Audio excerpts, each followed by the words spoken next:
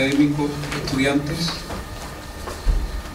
para nuestra facultad es un gran honor presentar al arquitecto Claudio Accioli, jefe de la División de Política de Vivienda, Naciones Unidas, Habitat, quien dictará la charla El futuro de las ciudades y el acceso equitativo al suelo urbano, la estrategia ONU Habitat. El profesor Accioli tiene una vasta experiencia en temas urbanos y habitacionales. Ha trabajado en más de 20 países como profesional, asesor y consultor. Se ha desempeñado como consultor de organizaciones como el Banco Mundial, el Programa de Naciones Unidas para el Desarrollo, la Comisión Económica de Naciones Unidas para Europa y el Instituto Lincoln de Políticas de Suelo de Cambridge, USA. Durante 15 años, desde 1993 al 2008, formó parte del Instituto de Vivienda y Desarrollo Urbano, IHS de Rotterdam, como coordinador de todos los programas relacionados con los temas de vivienda y políticas de suelo, siendo por varios años el director del Máster Gestión y Desarrollo Urbano. Por otra parte, ha desarrollado proyectos institucionales en Egipto, Bulgaria y Rotterdam, fundamentalmente en las áreas de políticas de vivienda y suelo urbano, y también ha trabajado con municipalidades en Bolivia, Brasil y Cuba, centrado en una diversidad de temas urbanos y habitacionales. Es un agrado para nosotros poder contar con su presencia hoy y quisiera también aprovechar la oportunidad de agradecer al profesor Ernesto López, director académico de Relaciones Internacionales, a Camilo Arriagada de la Facultad de Ciencias, que comentará esta charla, y especialmente a ustedes que nos acompañan y les agradecemos. Muchas gracias.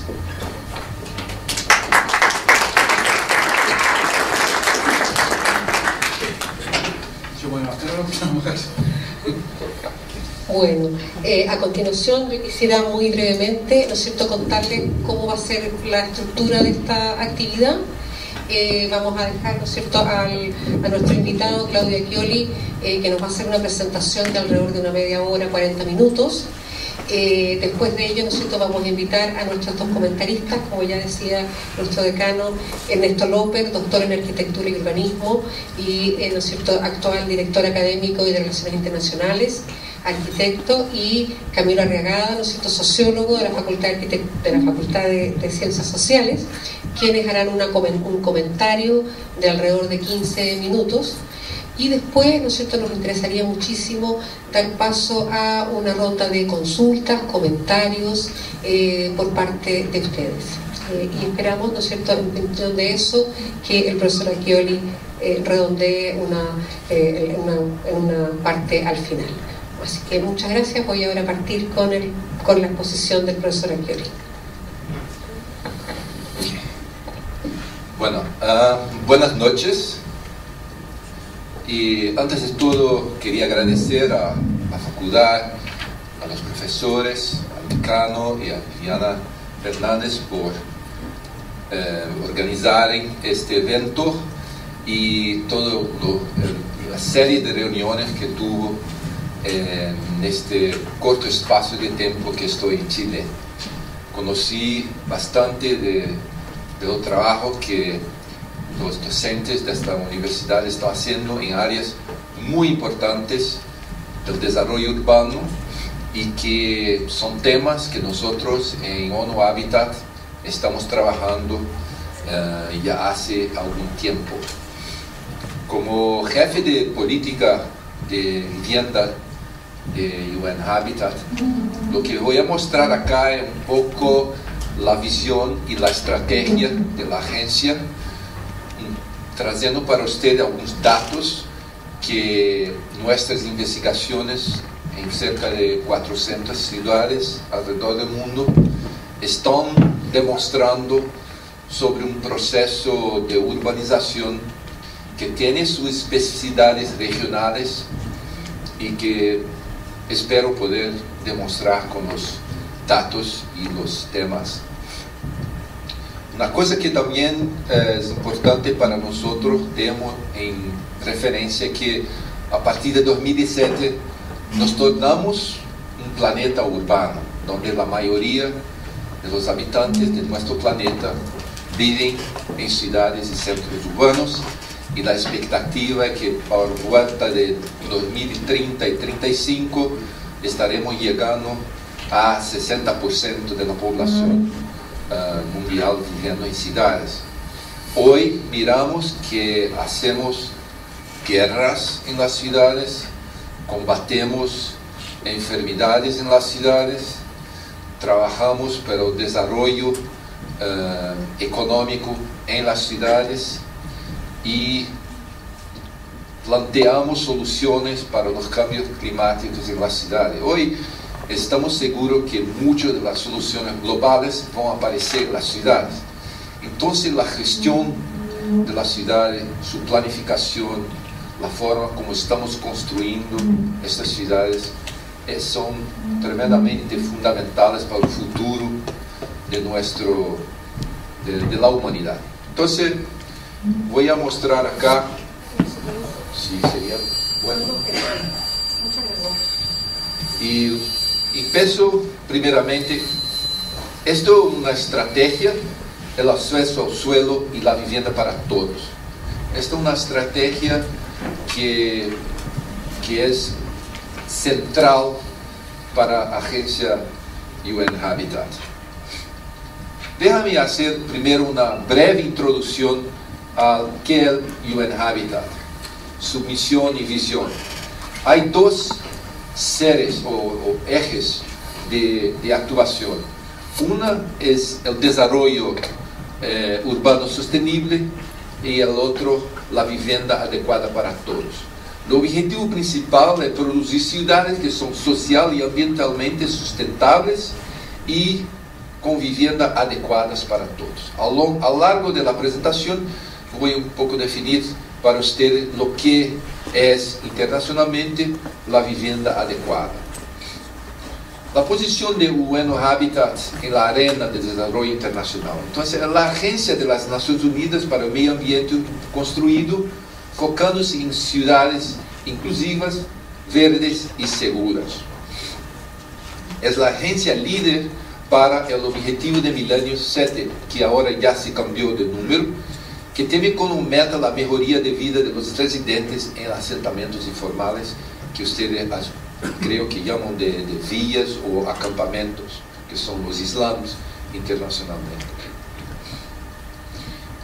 UN Habitat es miembro clave de la ONU Agua, que congrega varias agencias que trabajan con el objetivo de Milenio 7, que enfoca en disminuir el número de personas sin acceso de agua, y es una de las pocas agencias de las Naciones Unidas que trabaja con la sociedad civil, con gobiernos, con gobiernos de ciudades, con universidades, para lograr construir ciudades sin slums, o sea, sin vías, sin acampamentos, sin favelas, y que tenga buenas condiciones de vida y bienestar para la población pobre.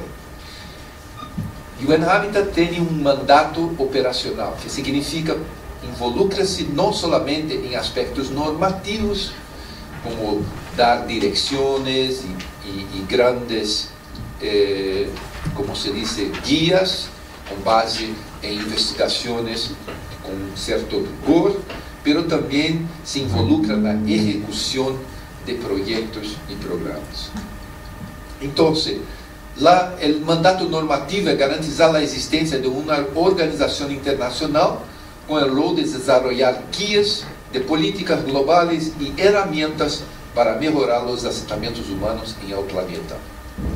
Operacional es que garantizar que estas guías de política y herramientas puedan ser trasladadas a prácticas a través de la ejecución de proyectos de asistencia técnica en apoyo a acciones del nivel nacional, local y movilizar fondos para tal. La agencia Habitat, la Agenda Habitat, que fue formulada y aprobada por 174 países, Estados miembros de la ONU, en Istambul en 1996, es uno de nosotros que llamamos uno de los pilares de nuestra actuación, y la Declaración del Milenio de 2000, que habla de los objetivos de milenio. Esos son dos documentos muy importantes para nuestra misión y mandato. el cumbre de 2005, cuando se habla por la primera vez que tiene que se hablar sí de la mejoría de los asentamientos, pero tenemos que hablar también de la prevención o la formación de nuevos slums o villas o acampamentos. UN Habitat produce una serie de informes. Uno de ellos son informes globales de los asentamientos humanos, que a cada 2 años tiene un tema específico. Por ejemplo, el de 2007 hablaba de la seguridad urbana y la cuestión de la violencia. Y tenemos una publicación que se va a cada 2 meses, que se llama Urban World, que también trata de temas a cada revista, de acuerdo con los debates y las cosas que venimos haciendo en los países. Hay una serie de estudios que hacemos con base en estas investigaciones, que son hechas a través del Observatorio Global Urbano, que trabaja con organismos y observatorios nacionales o locales para criar datos fidedignos para analizar y monitorar el proceso de desarrollo urbano. Ese es el estado de la sociedad en el mundo, que también es bianual, y a cada año tenemos un tema específico que trata, a través de investigaciones en esas ciudades, de mostrar lo que está pasando en temas de desarrollo urbano. Esta es una página web y una página dedicada a cuestión de los derechos a la vivienda adecuada. Ahí ustedes pueden encontrar una serie de documentaciones, una serie de referencias jurídicas, donde se habla desde de inclusión en constituciones del derecho a la vivienda adecuada, hasta de decisiones de cortes y tribunales y análisis que nosotros hacemos de procesos de desalojo forzados que ocurren en nuestro planeta. Bueno, en mi caso, yo también soy el coordinador del Programa de las Naciones Unidas para el Derecho a la Vivienda, y por eso producimos una serie de informes y estudios sobre legislación y sobre todo lo que dice respecto a la vivienda. Esos son tipos de estudios sobre la población indígena que está se urbanizando o que la urbanización está tomando cuenta de sus tierras, donde procuramos estudiar lo que está pasando con este grupo específico y tratar de entender y tal vez crear indicativos de políticas para tratar un problema que lleve en cuenta sus derechos como pueblos indígenas. También hacemos una serie de guías prácticos, como este que dejé acá con varios profesores y con la universidad, que es un guía que estamos montando y que estamos aplicando en 10 países para hacer el perfil de la vivienda. Lo que me trae a Chile en ese momento fue que estuvo los 3 días pasados en Ecuador, donde iniciamos el perfil de la vivienda de Ecuador, que es un proceso de investigación de acción, donde hay una serie de consultas públicas que tienen como objetivo producir conocimiento y datos fidedignos a través de investigaciones de diversas formas y metodologías que se puede dar como base para las decisiones de política de vivienda. Entonces, una serie de guías sobre vivienda de alquiler, sobre los perfiles de varios países y también una mirada en los grandes marcos internacionales de políticas de vivienda, estudios regionales como hicimos para América Latina y Caribe, y programas como este en Etiopía, donde hacemos un análisis muy criteriosa de cómo esos programas de larga escala están siendo diseñados e implementados. Y un otro aspecto es un acompañamiento del desalojo forçado que ocorre todavía en varios países y que significa una violación del derecho a la vivienda adecuada. También hacemos a cada 2 años los foros mundiales urbanos. El último fue en Río de Janeiro y el próximo será el año que viene, en septiembre, en Nápoles, con un tema sobre la producción de riqueza en la ciudad y los problemas con eso. También trabajamos con varias agencias regionales para producir no solamente conocimiento, pero también guías de políticas, intervenciones, guidelines, como se llama, para tratar de temas específicos que ocurren en estas regiones. Y como hablé, el derecho a la ciudad, que está produzindo um informe que hicimos com a Agência de Comissariado de Direitos Humanos das Nações Unidas para dar uma visão global de onde estão as referências internacionais e nacionais sobre o direito à vivienda adequada. Como disse, temos um interesse específico sobre as áreas indígenas que estão se urbanizando muito rapidamente ou a migração destes grupos que se encontram em situações muito específicas dentro da cidade. Temos a obrigação de produzir estes dados que vêm através de um programa de indicadores urbanos e trabalhamos com observatórios e universidades e centros de investigações que nos permitem monitorar especificamente o objetivo 7 do milênio. Há uma página web onde uno pode encontrar estes indicadores destas 360 e tal cidades. Isso é onde funcionam as análises. Cada região tem um número de cerca de 40 cidades e determinadas estratégias são desenhadas para cada região, onde se miram o que está passando em las grandes cidades em alguns países. Bueno, vamos mirar agora as tendências que estamos observando. E essas tendências nos permitem fazer a análise, informes, monitorar e definir as tendências e as implicações de políticas públicas que estes dados podem trazer. Como eu disse anteriormente, é a urbanização, que é um fenômeno global e esperamos, segundo os dados atuais, que em 2030 vamos estar com 60% da população global na cidade. Queria chamar a atenção acá para a coluna à esquerda dos países desenvolvidos, onde praticamente poderíamos dizer que quase a metade estão em declive. São cidades que estão, como se diz, shrinking, reduzindo-se. É um fenômeno de redução de cidade. Mas quando miramos acá, à la derecha, praticamente mais da metade das cidades no mundo em desenvolvimento estão ou em processo de rápido crescimento ou de crescimento acelerado, ou seja, de 2 a 4 ou mais de 4% por ano. Significa que muitas cidades estão recebendo a cada ano pequenas cidades que são anexadas em termos de população. Neste mapa você pode mirar em azul as cidades que estão em declive, em rojo ou cor mais negra as cidades que estão em processo acelerado ou em rápido crescimento. Então, a análise dos dados que temos nos permite um pouco entender este fenômeno global e talvez nos permita também, através das análises das políticas econômicas, das políticas sociais, fazer as conexões entre os processos de urbanização, o que está passando na cidade e as implicações ou impactos que determinadas políticas têm no espaço urbano.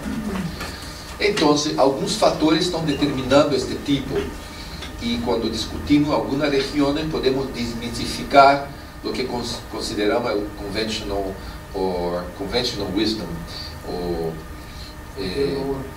que sem dados a gente estamos é a migração rural urbana que está causando todo este problema. Mas na verdade os dados dizem coisas diferentes. Por exemplo, a metade do crescimento urbano é por processo de crescimento natural. E há uma migração realmente que é um pouco mais de um quarto, mas há outro quarto que é a reclassificação de áreas rurais e urbanas. Aí está passando isso muito através de medidas administrativas, onde municípios se aglomeram ou se dividem, e em China está passando muito isso, porque está se cambiando os limites das cidades à medida que se descobriu que a urbanização é boa para o desenvolvimento econômico y el gobierno chino está promoviendo la urbanización a medida que eso está generando una riqueza enorme para el país. Pero hay un otro fenómeno, y que infelizmente no tengo los datos de 2010, es que la urbanización y el crecimiento está se pasando en las ciudades medianas. Y creo que para nosotros acá en América Latina ya descubrimos eso, porque las tasas de crecimiento en las grandes áreas metropolitanas o están bajando o están estabilizándose, pero las ciudades medianas están creciendo y creciendo rápido. Entonces, cuando miramos la urbanización, los procesos y los cálculos con base en los datos, ya tenemos hoy que 1 a cada 3 personas en nuestro planeta es un homo urbano, o sea, viven en la ciudad. Y el fenómeno es predominantemente en los países en desarrollo. Bueno, nosotros tenemos esta responsabilidad de monitorar el objetivo de Milenio 7 y Meta 11, que habla de la población de slums o de villas o acampamentos. Está muy relacionado los criterios para medir y la investigación que se hace para tener los datos y los indicadores. Tiene que ver con lo que está en los pactos internacionales de derechos económicos, sociales y culturales, que es la convención, donde varios países la firmaron, que dice sobre los derechos a una vivienda adecuada. Y adecuabilidad está definida en 7 componentes. La seguridad de la tenencia, o sea, la protección de parte del gobierno contra el desalojo forzado, la disponibilidad de infraestructura, servicios, materiales y otras cosas, como facilidades, la localización, la habitabilidad, o sea, que el espacio esté suficiente y la calidad también, que no haya hacinamiento, la accesibilidad financiera, o sea, que la gente pueda pagar sobre eso, la accesibilidad física y la adecuación cultural. Entonces, esos son los 7 componentes y que sí está directamente relacionado con la definición operacional de que es un residente de slum. Entonces, un hogar de asentamiento informal, o de villa, o de acampamento, como ustedes llaman acá, es un grupo de individuos viviendo bajo el mismo techo en una área urbana y que tiene carencia de uno o más de las siguientes condiciones: acceso a agua potable, acceso a saneamiento, durabilidad de la vivienda, área suficiente para vivir y seguridad de la tenencia. Entonces, por ejemplo, en la área suficiente para vivir, se tiene un indicador de hacinamiento, cuántas personas están viviendo en un mismo cuarto o un mismo compartimento de la casa. Y tiene impactos claros la cuestión de la salud pública, cuando hablamos del agua potable y saneamiento. Entonces, a través de las investigaciones, se creó una serie de indicadores para medir estas, lo que llamamos de privaciones de vivienda. Y si llegamos al punto con herramientas de GIS, sigue medir los tipos de privaciones que están pasando para definir si un asentamiento tiene las 5 privaciones o tiene las 4, las 3, porque se percibió que era necesario ir a un zooming de la situación de las familias en estos asentamientos. Bueno, el gran problema es que cuando se discute la seguridad de la tenencia, algunos países miembros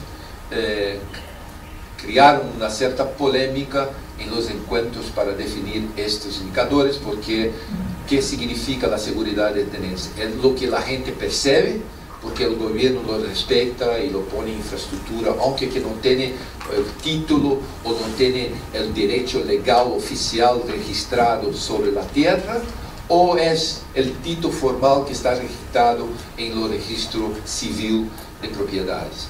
Entonces eso creó un problema muy serio y hoy ya algunos países están retirando este elemento de la medición de los slums, que obviamente va a alterar toda la medición global que nosotros estamos haciendo. Entonces, en 2000, cuando se ha hecho la investigación, se estimó, antes de tener ya los datos, que había esta montante en nuestro continente, 128 millones de personas viviendo en estas condiciones. Y después, con los datos, se consiguió medir muy específicamente cómo estaban las regiones.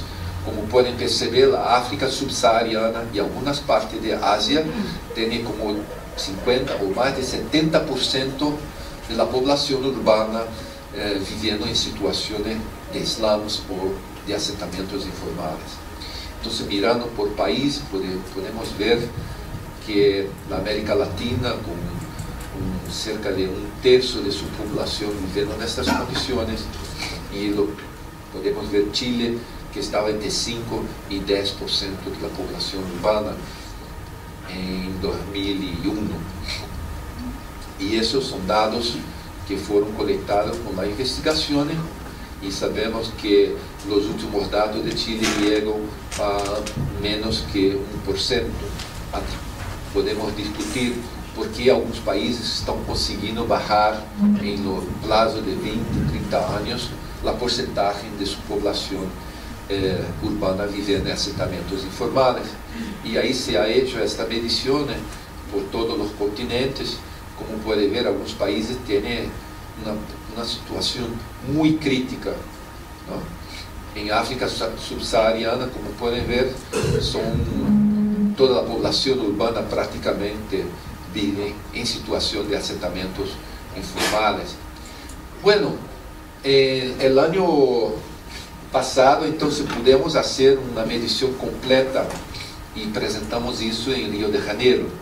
La buena noticia que pueden ver con la línea verde es que el porcentaje está bajando por fuerza de política muy fuerte de algunos gobiernos, continuidad de inversiones públicas maciças en el sector vivienda, dando alternativas. Entonces se bajó, pero la mala noticia es que los números en absoluto están aumentando y van a continuar a aumentar. Entonces tenemos ahí por la frente problemas muy serios para enfrentar. Para dar una idea, en nuestro continente se bajó de 34% para 24% porque inversiones públicas y continuidad de política en Brasil, en Chile, en Costa Rica, se permitió la disminución de la porcentaje de población viviendo. Bueno, esos son los tipos de asentamientos que miramos por el mundo, de diversas formas, de diversas tipologías, y la situación que me referí en África, donde pueden ver el crecimiento urbano en la África subsahariana es prácticamente sinónimo de la expansión informal o la creación de asentamientos informales. O sea, las ciudades están creciendo no a base de planos, no a base de una gestión administrada, pero a base de procesos totalmente espontáneos e informales. Y esos son los resultados en términos de tipología espacial, física territorial, donde uno prácticamente no consegue ver dónde está el espacio público, el acceso y todo más. Esos son tipos de morfologías que encontramos en las ciudades africanas. Y los datos que estamos descubriendo es que hay una penalidad urbana, que así llamamos, que es la primera vez medimos la ciudad dividida a nivel global, o sea, comparando los habitantes de vías o acampamentos versus los habitantes del resto de la ciudad y en comparación con los habitantes de las áreas rurales. Entonces, el resultado es que el habitante de slum o de la villa o acampamento muere más temprano, tiene más hambre, tiene menos escolaridad, tiene menos oportunidad de empleo y sufre de más problemas de salud que el resto de la población. Entonces, es una desmitificación que la gente está partiendo para la ciudad para mejorar la calidad de vida y tener más servicios, pero a verdade é que as oportunidades não estão, pelo menos de vivienda e acesso a serviços e suelo urbanizado, e por isso temos este crescimento de população islâmica. Então, qual é o futuro que desejamos para nossas cidades? Creemos que o setor vivienda é uma oportunidade para o futuro de nossas cidades e para a agenda urbana no século XXI. Pero como tratar o setor vivienda ou como miramos a vivienda e pode ser? Bueno, vamos ver o cenário 1. Nasceu pobre, não tem perspectiva, continua vivendo em favelas e villas e sujeito a todos os tipos de necessidade e carência. O que significa isso? Que não existe alternativa de vivienda, cada vez mais falta lotes com infraestrutura, o crescimento alto da informalidade de villas, impactos à saúde, as cidades se volvem informais e perdem o controle de seu território, a informalidade a todos os níveis, que significa, são estes tipos de realidade que se repetem por aí no mundo. Aumenta a vulnerabilidade social e econômica, alta degradação do meio ambiente urbano, impactos do câmbio climático se volvem mais sérios, a pobreza aumenta, situações peligrosas de instabilidade social e política, mais informalidade, mais violência e mais recursos serão necessários para resolver a situação e o que chamam de tsunami de informalidade que está se armando dentro das cidades em algumas das regiões que demonstrei.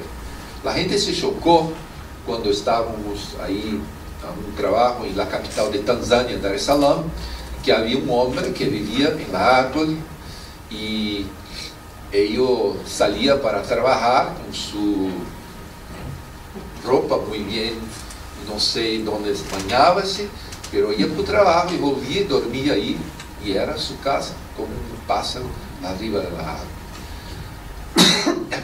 Quando eu trabalhava na cidade de Brasília, com os movimentos de inquilinos e os movimentos que chamavam os movimentos sociais urbanos, que tratavam de garantizar um espaço na cidade planeada, nós fizemos um trabalho com essas organizações e fizemos uma cartilha com cartoons e dizíamos que se continuávamos a política desta forma, a gente iria viver arriba da árvore e aunque que estavam na árvore o governo e os proprietários do suelo, neste caso era o governo porque foi nacionalizado a terra em Brasília, e iriam chamar a gente de invasores quando nada mais era que os construtores na cidade. Pero hoje, mira, essa é a situação que estamos encontrando nas periferias de nossas cidades e que chamamos de círculo vicioso da vivienda. Falta oportunidade de vivienda financeiramente acessíveis. Então, a gente busca soluções em vias, na formalidade, há uma expansão urbana sem planeamento, há assinamento e alta demanda por vivienda, especulação de suelo e vivienda, mais escassez, a gente vai a vias e assentamentos informais, há desenvolvimento urbano sem planeamento, crescimento da periferia e do limite urbano, mais assentamentos informais, mais especulação de suelo e vivienda, mais escassez de vivienda, mais informalidade e assim sempre, e não conseguimos sair disso. Esse é o círculo vicioso que muitas de nossas cidades se encontram. E as cidades mais ricas de nosso continente estão enfrentando este tipo de problema.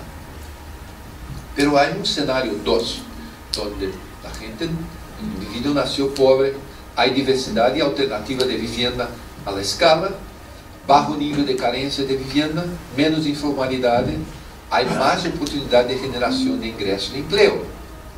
Significa que há informação e dados disponíveis para apoiar decisões de políticas públicas, o setor de vivienda cumpre com seu rol de redução de pobreza e generação de emprego, várias oportunidades de acesso à vivienda, há uma conexão da vivienda com outras partes da economia, que gera mais emprego, e há uma produção habitacional que aumenta e as cidades conseguem antecipar seu planeamento e oferta de suelo urbanizado.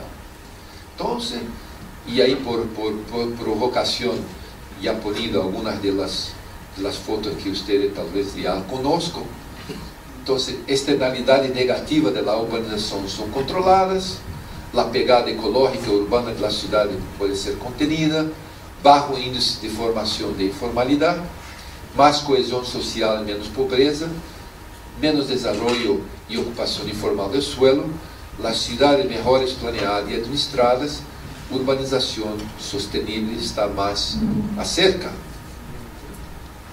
Bueno, hay un esfuerzo donde se pone todos los actores para planear y participar de la producción de un espacio colectivo que se llama ciudades, donde muchas cosas están mejores resolvidas. Entonces, hay oportunidad de vivienda en escala y precios accesibles, hay menos villas en informalidad, un desarrollo urbano planeado, más diversidad y oportunidad de vivienda, bajos precios de suelo y vivienda, más oportunidad de vivienda, entonces menos asentamientos informales, más desarrollo urbano planeado, la gestión de la expansión urbana, un desarrollo urbano sostenible y baja emisión de gases, aumento de la producción de vivienda, más oportunidad de empleo, menos pobreza, más equidad y demanda y capacidad de pago y menos informalidad. Eso que es el círculo virtuoso de vivienda, pero para llegarmos ahí es necesario hacer una serie de inversiones e intervenciones de políticas públicas. Y eso es el gran desafío que muchas de estas ciudades tienen en este momento. Ustedes produjeron mucha diversidad y cantidad de vivienda y consiguieron reducir la porcentaje de población viviendo. La crítica que se puede hacer es que se está produciendo vivienda, pero no se está produciendo mucha ciudad, o que no se está produciendo, se está produciendo enclaves, pero no está se produciendo la integración de áreas. Aunque que haya producción del sector privado, en este caso, también es necesario crear esta cohesión y más diversidad dentro de las ciudades.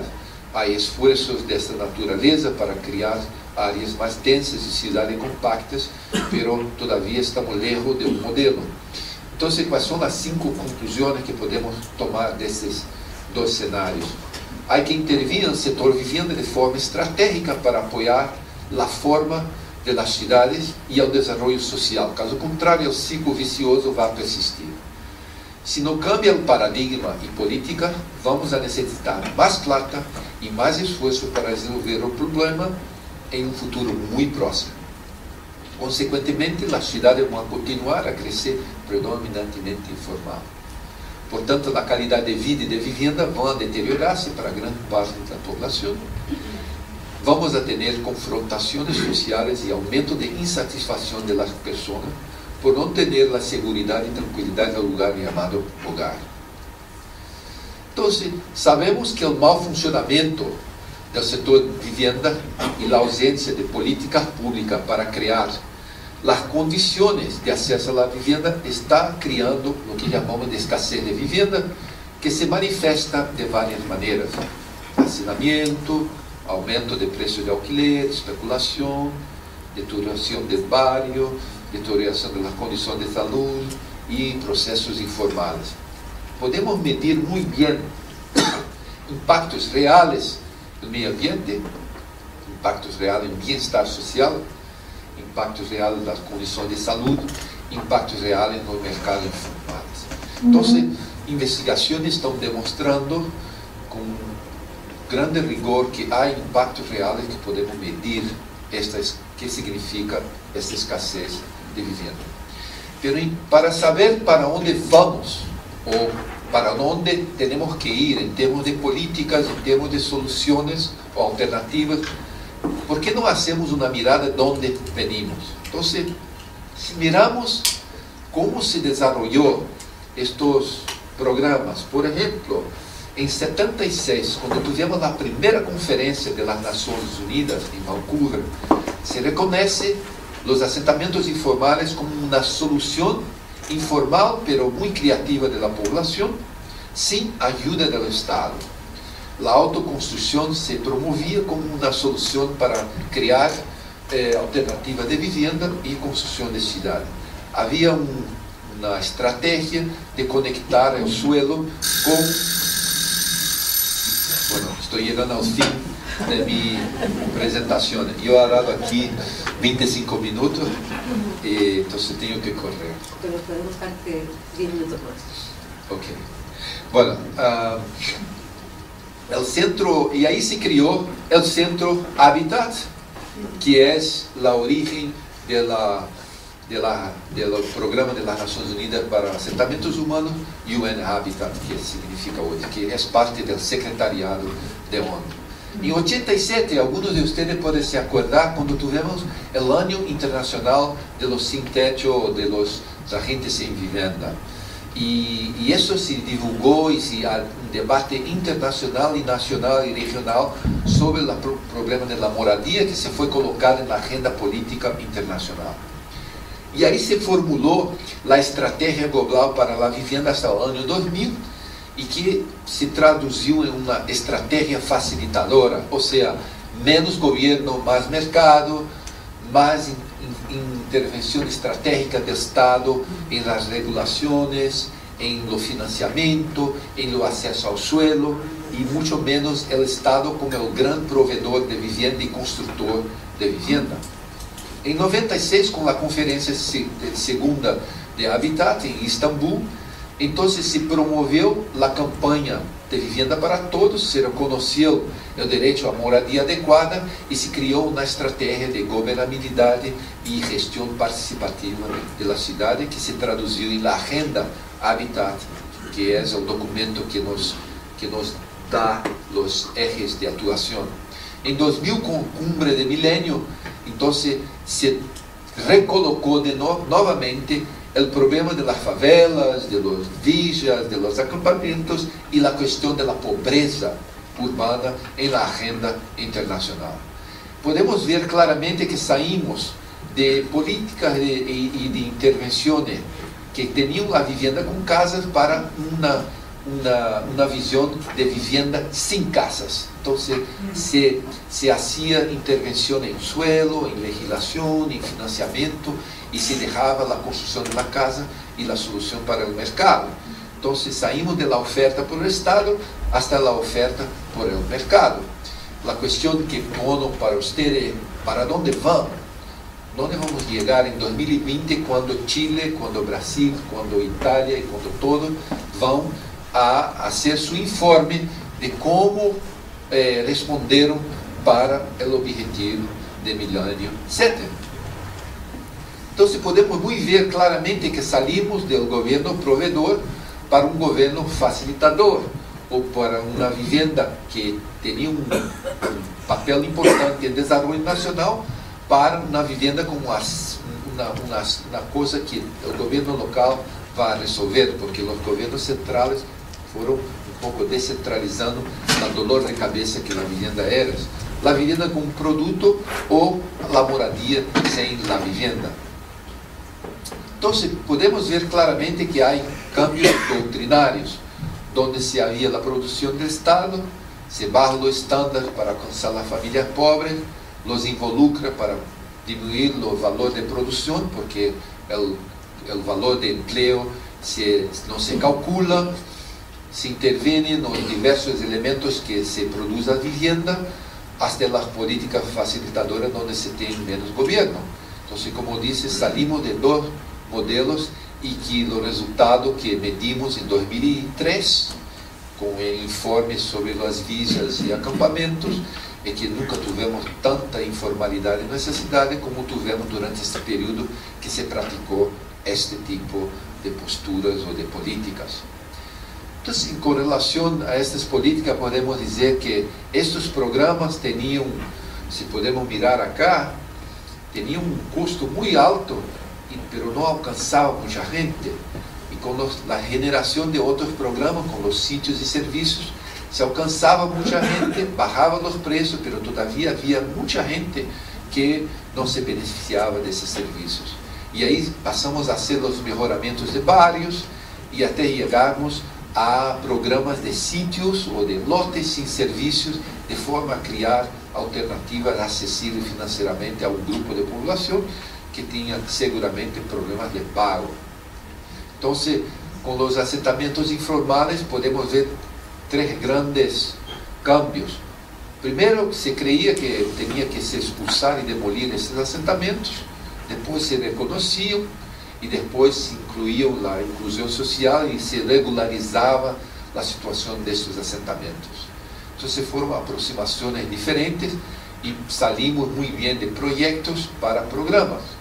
Então, podemos ver que isso se traduzia numa série de intervenções, aquisição de terras, a regularização de tenência, ou as políticas urbanas que se combinavam e se integravam de uma série de infraestruturas, com legalização, com reestruturação urbana espacial, de forma a integrar esses assentamentos em la estrutura urbana, físico-territorial e jurídica da cidade.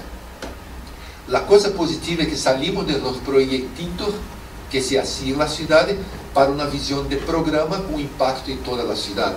A América Latina tem uma geração de programas de larga escala em quase todos os países. Salimos de los proyectitos para programas a nível de toda a cidade.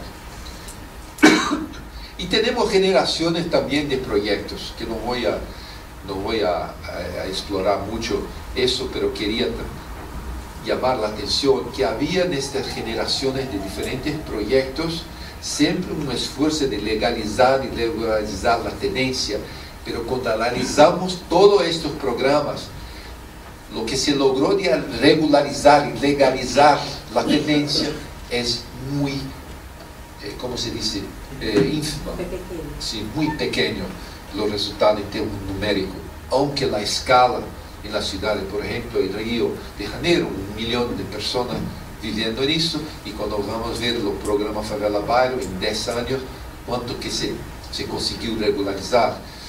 Em São Paulo, o mesmo. Em Montevideo se está fazendo um esforço assim também. Bueno, e tem por aí vários exemplos demonstrando.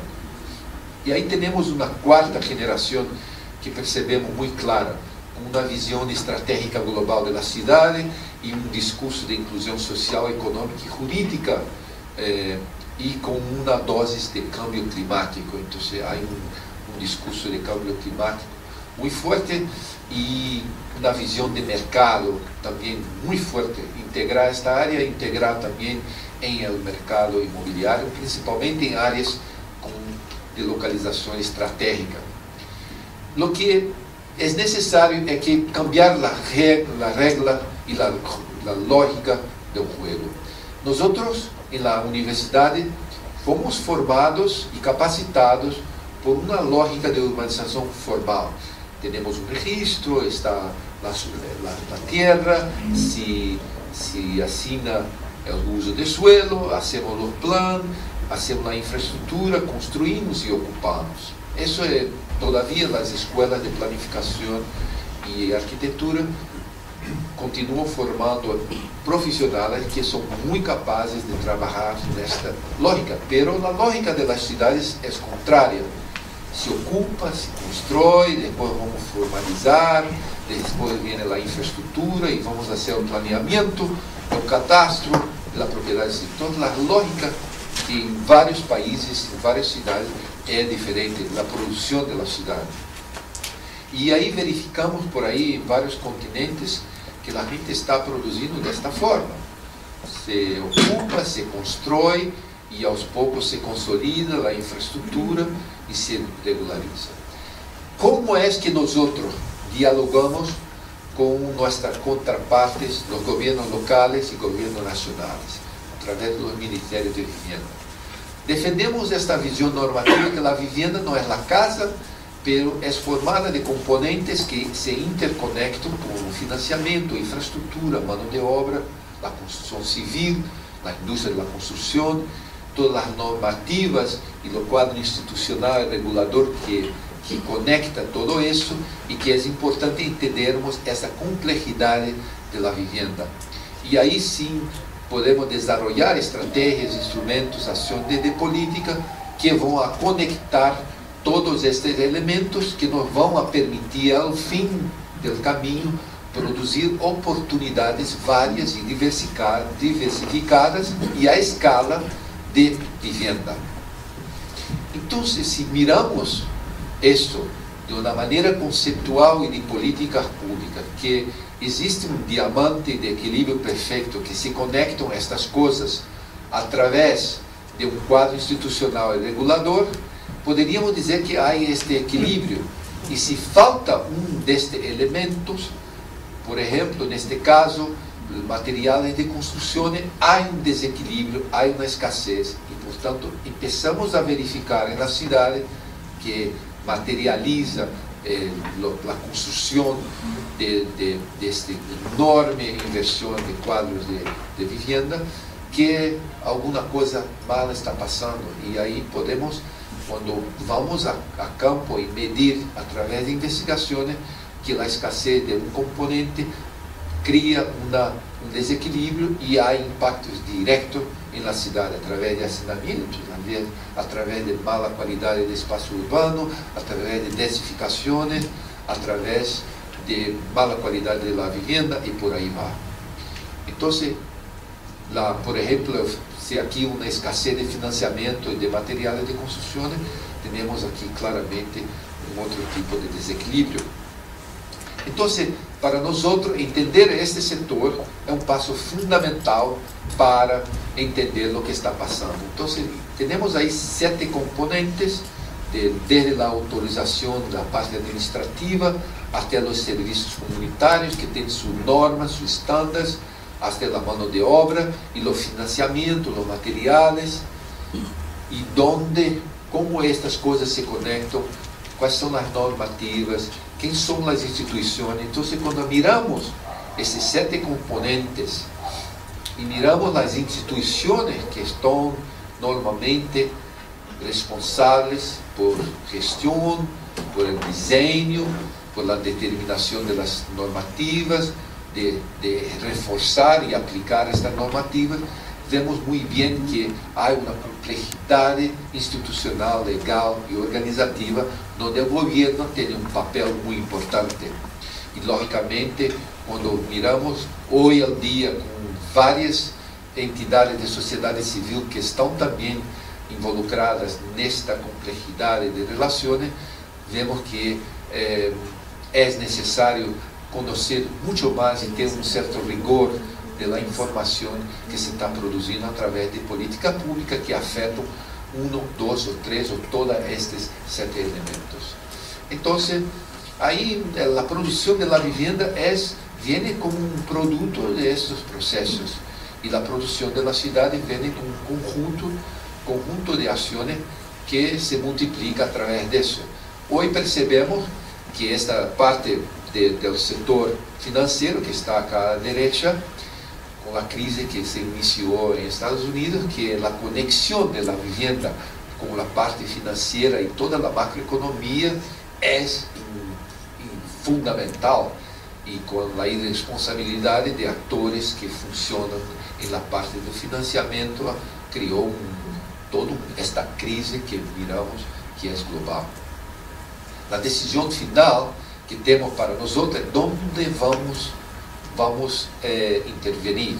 Em Chile, durante muito tempo, se ha focado não somente na oferta, mas se enfocou também na demanda, aumentar a capacidade de pago através de subsídios, onde as famílias, os indivíduos pudessem aumentar sua capacidade de pago e adquirir ou no mercado secundário ou através de programa.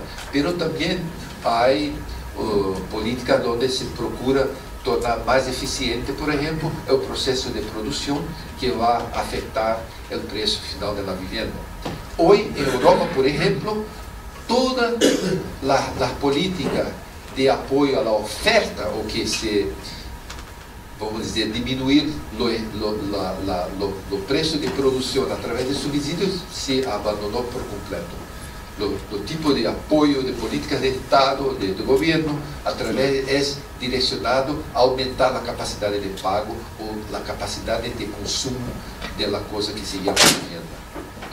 Entonces, si miramos eso, si miramos que hay un mercado que se determina por oferta y demanda y que va a definir los precios, y que eso todo es afectado por la disponibilidad de algunos componentes, como por ejemplo el suelo urbano o la infraestructura, y la demanda, principalmente los aspectos legales que están definidos muchas veces en los códigos civiles y los financiamientos de la vivienda. Entonces empezamos a entender cómo que las políticas públicas van a agir para crear precios que son accesibles y crear escala de oportunidades, no de casas, no de oportunidades, pero variedad de productos que van a dar lo que estamos buscando, impacto y resultados en nuestra ciudad, y lo que llamamos de oportunidades de vivienda accesibles y diversificadas y a escala. A escala para nosotros es una palabra clave. Si no conseguimos llegar a escala, vamos a ter este círculo vicioso y esta producción de tipo de ciudades que nosotros no queremos para las futuras generaciones de nuestros hijos o netos y bisnietos. Bueno, y ahí hablamos de dos tipos de política. Una, para tratar de los estoques de villas y slums y acampamentos que tenemos, pero otras políticas preventivas que tenemos que planear, anticipar para este fenómeno que viene adelante, porque sabemos que viene. En algunos países ya sabemos que en las grandes ciudades está estabilizado, pero sabemos muy bien, no sé cuáles son los datos que ustedes tienen acá, pero en algunas ciudades latinoamericanas, de Brasil y Colombia, miramos que las áreas metropolitanas que están bajando taxas de urbanización o estão se estabilizando, pelas as áreas informais dessas cidades têm 3, 4, 5, 7 vezes mais o crescimento. Então, estão densificando-se, estão verticalizando-se e estão criando situações de hacinamento. Então, aqui vamos ter mecanismos de melhorar a qualidade de vida e aqui um pouco políticas de escala, criando pactos sociais, articulações institucionais e antecipando-se ao problema que vem. Isso significa que temos aqui uma série de melhorias de assentamentos, com planos, com regularização, com melhorias, com oferta de infraestrutura, e outro, uma política de vivenda que vai criar escala em uma série de produtos ou de resultados que se espera ter, que é um curativo, la outro preventivo, e temos que combinar estas duas escalas e dois tipos de intervenção. Eu creio que já falei demasiado e vou a terminar acá, que é, eu creio que o processo popular de produção de habitat, quando miramos, e me quedei muito contento acá quando oí hoy las varias investigaciones que los docentes de la facultad están haciendo en los temas que tienen como programas, e entender cómo se está dando la producción social del hábitat. Si conseguimos entender muy bien cómo la gente está movilizando, haciendo acceso al recurso, cómo están accediendo a los suelos, cómo tienen los tiempos. E aí, se entendemos isso e adaptamos isso a políticas públicas, podemos criar interessantes resultados que vão a canalizar este esforço que hoje está se dando à margem da política, porque está se dando a nível informal, mas podemos criar políticas que podem entender e transformar estes mecanismos em ação de políticas públicas. E creio que isso, a investigação urbana vai cumprir um papel importante para subsidiar estas novas gerações de políticas que são mais do que urgentes, senão vamos a viver um risco que o ciclo vicioso vai predominar em nossa cidade. Bueno, desculpe alongar-me um pouco, mas espero que tenham gostado de oír esta estrategia de una agencia como ONU Habitat. Gracias.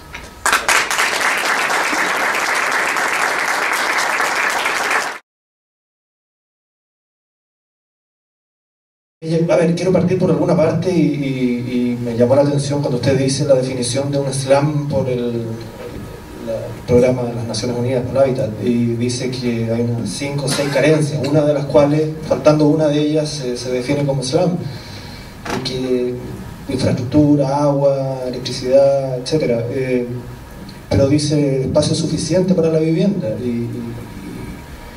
y bajo esa perspectiva la producción del Servio del 90 hasta el 2000 probablemente pueda ser el Servio, el Servicio de Vivienda y Urbanización, el brazo operativo del Ministerio de la Vivienda que construía la vivienda social. Se puede entender entonces como SLAM dentro de esa clasificación. Entonces ese 5% que usted ve en Chile de SLAM, a ver, claro, sí y no. Evidentemente que el problema de la regularización no fue un tema, y no fue un tema desde que el Estado chileno, desde antes de la dictadura, se propone como meta lograr la mayor cantidad y nivel de títulos de dominio, regularizar la vivienda como una política. Y fue una política sostenida por los gobiernos democráticos previos a la dictadura, y luego por la dictadura. El gobierno Pinochet se define, y yo creo que fue una decisión correcta, generar un programa de vivienda renunciando en muchas medidas a la calidad y jugándosela por la cantidad y por el título de dominio, y por la generación de un mercado formal de producción de vivienda. Y eso es una idea, yo diría que es un marco ideológico que permea hasta el día de hoy y no ha sido modificado.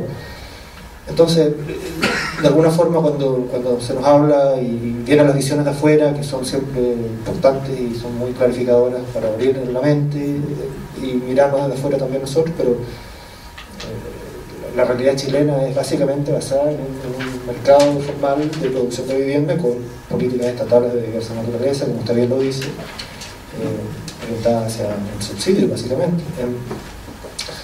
El otro marco ideológico importante que se define en Chile en la década del 70, y me llamó bastante la atención, me encantó su presentación histórica, su genealogía mundial del problema de la vivienda y de los abordajes políticos que se van caracterizando en las décadas del 70, el 80 y el 90.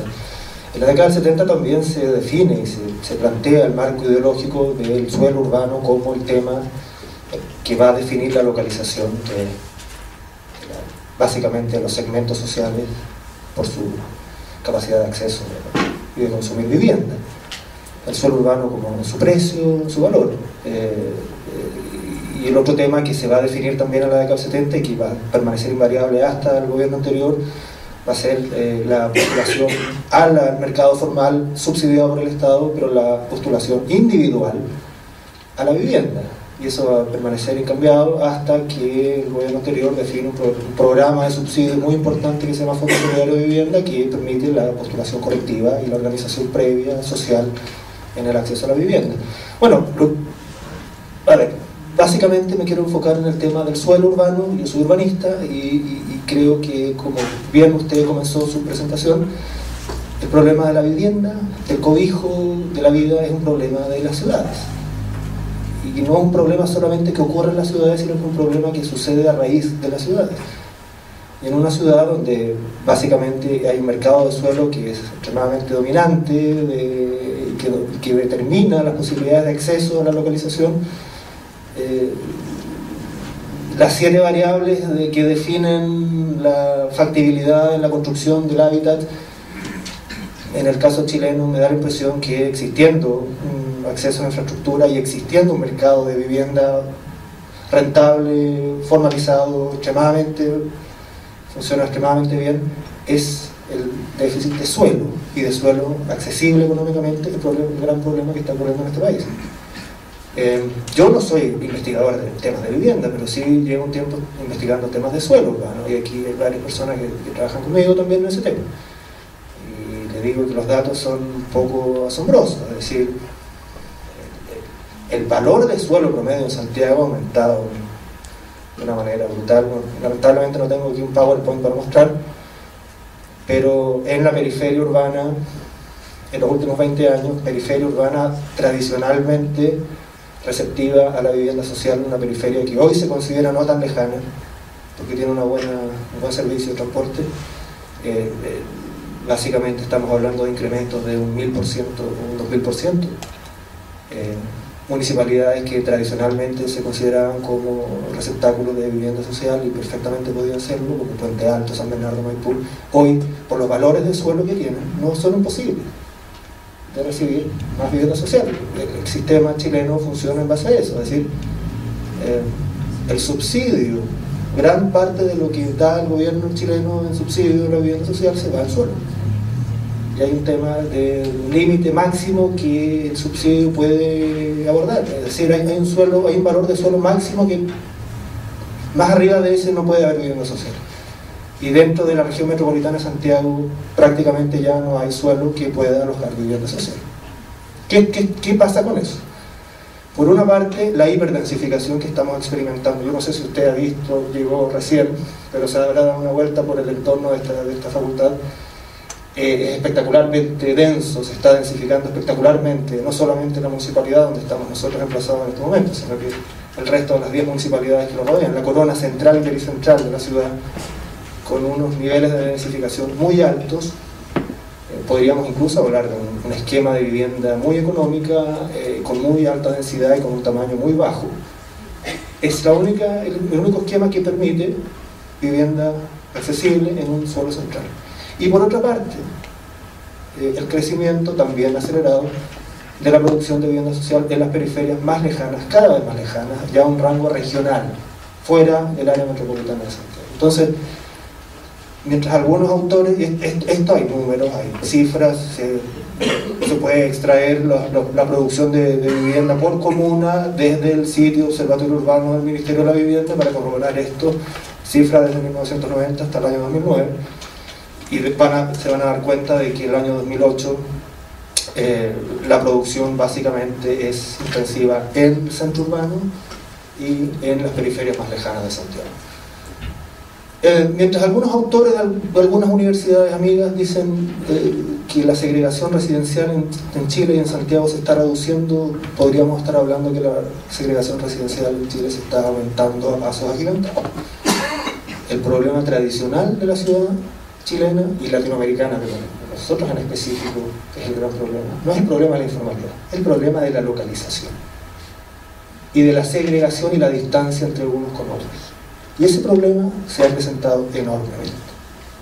¿Cuál es la política para abordar? Yo no veo discursos presidenciales de por medio, no veo una política clara al respecto. Quiero dejarlo aquí solamente con un comentario respecto a el importantísimo valor del acceso a la información pública y privada para la toma de decisiones. Usted lo pone aquí como una condición sine qua non para la política pública. Se produce, hay observatorios urbanos, bueno, yo veo que hay gente del Ministerio de la Vivienda aquí, amigos todos, pero un programa tan importante como el Fondo Solidario de Vivienda, que existe desde el año 2001 en aplicación, sería conveniente que existiera información a nivel comunal, por lo menos desagregada, en su aplicación desde el 2001 en adelante, y no solamente desde el 2009 en adelante como lo que existe hoy en día. Es decir, no podemos tener acceso a información tan gravitante como la desagregación comunal de los programas, quizá el programa más importante en este momento de vivienda social, Fondo Solidario de Vivienda, a nivel de comuna. O sea, no conocemos, los datos son extremadamente agregados. Y ese es un problema que yo veo, no quiero aquí individualizar nada, pero hay agencias privadas que a lo mejor lo están haciendo mejor en términos de recolección de datos. Lo quiero dejar hasta acá. Quiero darle las gracias y decirle que me encantó su presentación. Me habría gustado que hubiéramos tenido todos más tiempo para haber podido asimilarlo mucho mejor. Yo sé que también quizá usted lo habría deseado. Muchas gracias. Fue una ponencia bastante abstracta y compleja de comentar. O sea, en realidad uno no sabe si comentar la oportunidad o la certeza de la agenda de Naciones Unidas, cómo nos toca eso a nosotros como Chile, América Latina. En general hay tantos ángulos, aristas, que yo tratar de ordenar limitadamente los comentarios en 2 o 3 ejes. En general, la ponencia del doctor Acholi tiene 3 momentos, en realidad, porque tiene 3 cosas distintas. O sea, tiene una visión y acción de lo que son las prioridades de hábitat hoy día, que son más bien institucionales. 2, después hace una enumeración bastante lúcida de algunas tendencias que tiene el sistema de asentamiento humano a nivel internacional, destacando las particularidades regionales. Y 3, yo diría que es una revisión de algunos modelos conceptuales, análisis de producción de vivienda que yo diría que son más bien personales, o sea, en general, y que ponen el foco en el tema de los factores productivos, en el tema del suelo de la vivienda, muy mirando el tema de ciudad y vivienda desde el tema de SLAM. Ahora, ¿qué cosas creo que yo podría subrayar o comentar en un auditorio mezcla entre académica y sector público? O sea, en general creo que es un momento también de cambio del sistema de asentamiento humano, cambio del modelo económico, y eso es fundamental, y los sistemas de sectores públicos con los cuales se está manejando la acción de vivienda y desarrollo urbano también están en una transición muy fuerte. Y en general el tema es un momento de cambio muy fuerte, que yo creo que es un momento de cambio también de lo que Naciones Unidas tiene que definir como sus prioridades. En cierta medida también en el caso de Chile, uno está viendo en un muy corto plazo de 15 años cambios muy fuertes en lo que son los modelos de producción de hábitat, incluso diría algunas observaciones sobre lo que es el sistema de subsidio a la demanda, después de ya viendo lo que es el cambio de ciclo post-crisis mexicana. En realidad uno podría decir que cuando el sistema agarró su pic fundamental, que fue el 96-97, cuando se produjeron 100.000 viviendas, pero eso no se repitió más, y ya no se está repitiendo ahora tampoco. O sea, en general el tema de Chile, exportador de políticas públicas, modelo de financiamiento, yo creo que hay que situarlo en su momento. Yo creo que lo fundamental acá, que estamos en un momento de globalización, que no le hemos tomado el peso del fuerte cambio de época y de funcionamiento, incluso lo que eran las bases de gestación de la ciudad por la economía de escala, por ejemplo, que hoy día ya funcionan de otra manera, y la desaparición del modelo industrial o la migración del modelo industrial a Asia. O sea, en realidad eso es un cambio demasiado significativo que hace que la nación más rica hoy día esté en una crisis económica fuerte que nunca se había visto y que ni siquiera era pensable. O sea, hay una cantidad de fenómenos ahora en la cual el tema de los asentamientos humanos puede ser la base de la reconstrucción de niveles mínimos de bienestar y algunos acuerdos fundamentales, dentro de los cuales uno tiene la esperanza que Naciones Unidas ponga varias líneas en la materia. O sea, yo tengo una línea de comentarios que viene de la experiencia como jefe de estudio del Ministerio de Vivienda, como consultor de Naciones Unidas, CELAE, que le tengo mucho precio. Acabo de publicar con CELAE una recomendación a los censos de América Latina sobre cómo tomar los temas de información de vivienda para el tema de política pública. O sea, la tecnología ha avanzado mucho y hoy día la información se tiene que poner en servicio a la gente y tiene que generar políticas públicas 1, 2, 3 ya. O sea, hay posibilidad tecnológica con los censos de llegar a nivel de la manzana a los 4 o 6 meses de generar la base de datos del censo. Y eso, efecto de política pública, focalización, es un cambio fundamental. O sea, es la parte buena del modelo global, el cambio tecnológico. Y el tema de la innovación social tiene que aprovecharlo, tiene que ser rápido. Pero hay que ser menos optimista en general de muchos temas que yo veo en la ponencia del doctor Acholi. El programa de Hábitat yo creo que es un programa fuertemente centrado en el tema de slums, fuertemente centrado en las carencias más extremas, pero en general comparto con Ernesto que el tema de la ciudad y el tema de los bienes públicos está fuera, en general, de las prioridades, y creo que Naciones Unidas en general, como tenemos temas globales, reglas globales, así como los temas ambientales, los temas urbanos, habitacionales, va a haber que generar fondos globales. O sea, los temas de migración, los temas de medio ambiente, uno no le puede meter el tema del cambio climático a cosas que son microlocales, en las cuales hay actores comunitarios, siendo que son fenómenos que se producen a nivel macro. O sea, acá hay instrumentos que para el tema de la ciudad y la vivienda van a tener que ir con financiamiento de escala global, así como están funcionando los bancos. Y con temas de, y el tercer punto, retomar el tema de los slums como un tema prioritario, porque en realidad Chile es un buen caso para analizar de cómo el tema no desaparece y cómo en cierta medida también el tema a uno le da recordando lo fundamental que son prioridades diferenciales de la política pública. En general, por ordenar algunas consideraciones, yo creo que el tema de la globalización hoy día, más allá de una moda teórica o una bonita palabra, es el fin de la sociedad industrial o la era de la modernidad, y la ciudad fue la base de la modernidad. O sea, yo creo que hay un tema tan fuerte que a lo mejor nosotros, nuestros hijos lo van a empezar a ver, y el tema, hay un tema de institucionalidad también fuertemente. O sea, hay un cambio en el tema de los modelos de desarrollo que no ha logrado captar el quiebre de época que fue el fin de la post-segunda guerra mundial, todo un modelo de desarrollo anclado en el modelo industrial y en el cual la vivienda era parte, y los sectores de ministerios también. O sea, hoy día tenemos ciudades globales que no son ciudades industriales y tratamos de generar bienestar bajo los ojos de los sistemas industriales en ciudades que funcionan con otras reglas. En general yo creo que ahí el Estado mismo, que es un proceso de discusión muy fuerte, porque ¿cuál es la contraparte de Naciones Unidas? Son los Estados-Nación. Pero Estados-Nación en este minuto, ¿cuáles son los mínimos, los compromisos que están tomando? O sea, en general yo creo que hay un tema de bienes públicos, pensar una ciudad, es posible pensar a futuro en una ciudad, si bien política focalizada, Islam, pero ¿qué pasa con las clases medias? ¿Qué pasa con los bienes públicos? ¿Qué pasa con el pegamento que era la ciudad? O sea, en general hay tendencias de la ciudad fractal, esta idea de la escuela de Los Ángeles, en general, que es una ciudad extremadamente diferente y que ya es casi como una ciudad que no tiene nada que ver con la del siglo XX, en la cual el Estado producía vivienda, o sea, o hay una sociedad solidaria. Hay un tema ahí que es muy fuerte, que incluso de valores o ética, que está por sobre el otro. Dentro de la agenda de hábitat, encuentro muy buena la parte que uno recupera la trayectoria del 70, porque en realidad uno se le olvida que son pocos años. O sea, en general, la primera, Estambul 1 fue en Vancouver, en la década del 70, y ya han pasado 30 años, y en general todo lo que se construyó en consenso ocurrió en un periodo muy breve, y fueron cosas muy importantes. Ahora, y así como en los 70, la primera conferencia de asentamiento humano puso el foco en la marginalidad de los asentamientos humanos, pero dentro del modelo del proyecto industrial y modelos de desarrollo más ambiciosos, en general como que volvemos a las mismas carencias, pero en un minuto y con actores absolutamente distintos.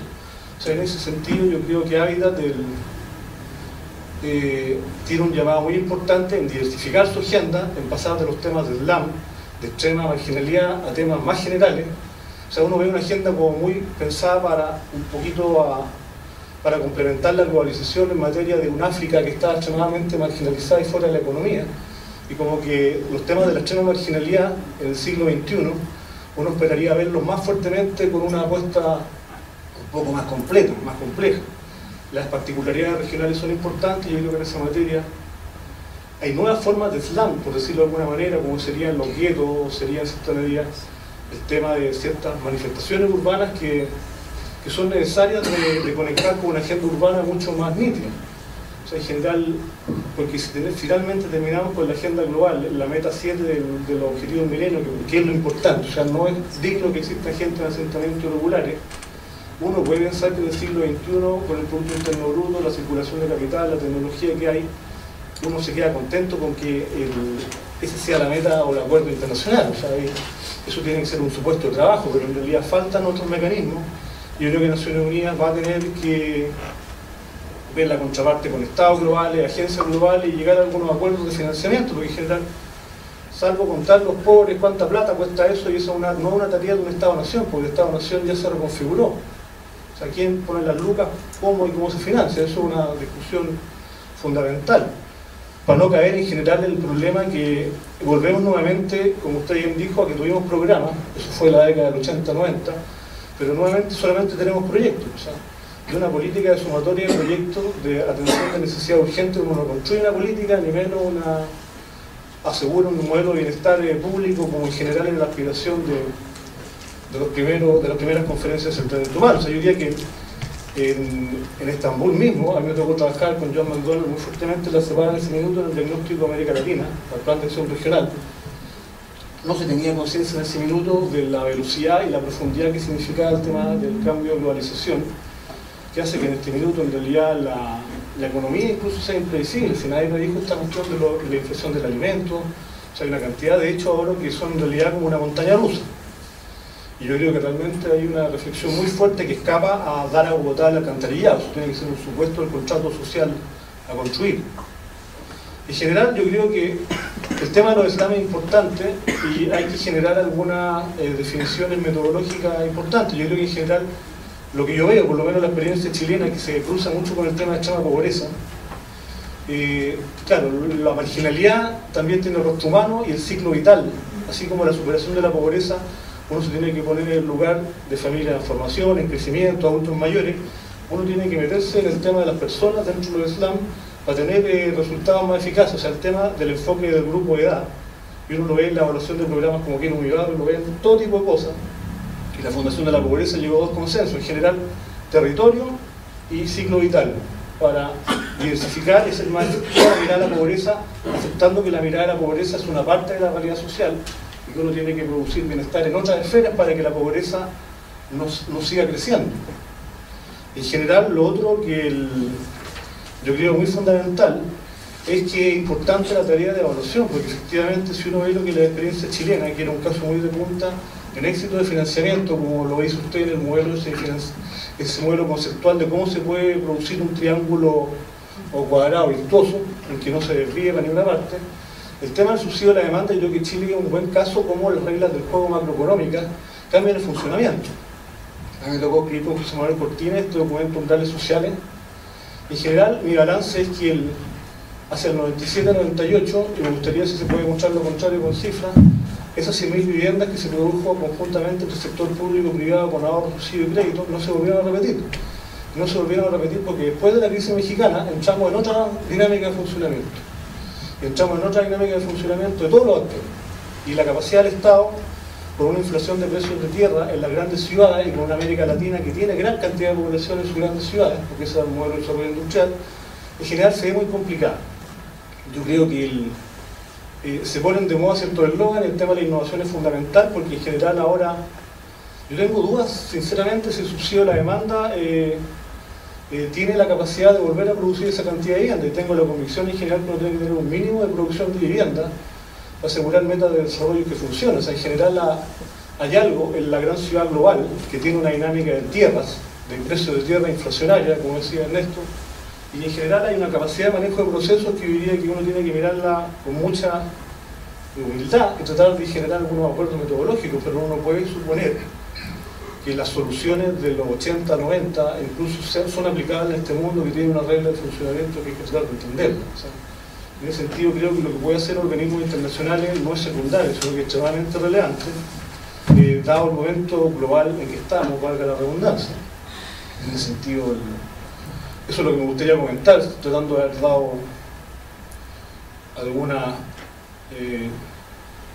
puntos de subrayado a una presentación que es difícil de comentar, porque tiene mucho ángulo. O sea, en general, no quiero extenderme en el caso de Chile, pero en general creo que el cambio de ciclo es importante, y esta idea de una política pública para el ciclo malo y para el ciclo bueno, porque en realidad vivimos una montaña rusa, pues eso es la política procíclica, anticíclica. O sea, ¿cuál es el nivel mínimo de gasto social bajo cualquier circunstancia? ¿Cómo se trata a los bancos desde el Estado?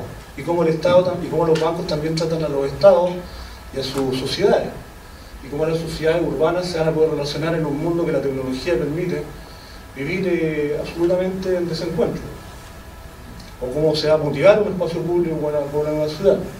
Quizás muchas de las respuestas en realidad están en la nueva urbanización del mundo que hace, o sea, hay mucho que aprender, porque para allá está girando la campana de la urbanización en este minuto. Muchas gracias y felicitaciones por la venida.